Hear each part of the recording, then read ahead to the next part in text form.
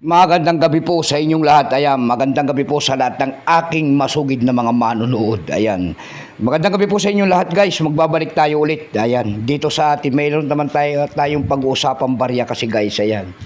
Ang pag-usapan natin barya gayong, guys, ito po ay barya po ng United Kingdom. Ayan. United Kingdom coins. Ayan, 2 pence kung tawagin nila, year 2014. Ayan, ayan po kanyang years, oh. Ayan, si Queen Elizabeth II. Ayan. Tingnan natin to, guys, kung magkano ng kanyang mga bintahan nitong coins na ito. Ayan. Pero pansamantala, syempre po, magpapasalamat tayo sa lahat ng ating mga manonood, lalo-lalo ng aking mga subscriber dito po sa ating YouTube channel. Ayan, Samuel Soriano TV 29. Ayan.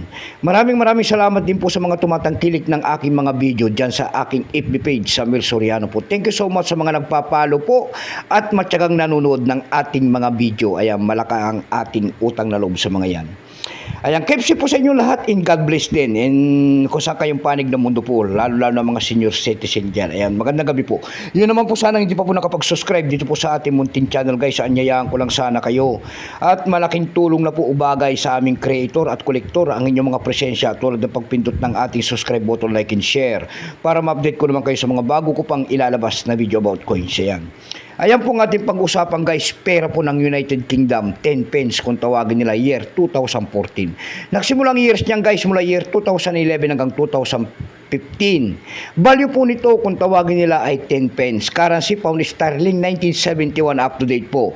Kung ano materialis ang ginamit sa barya na yan, guys, yan po ay nickel plated steel. May bigat lamang itong 6.5 grams, may haba itong 21 mm, may kapal po naman itong 1.85 mm, orientation po niyan ay middle alignment. Number N-25746, reference number KM-110-D. Ayan.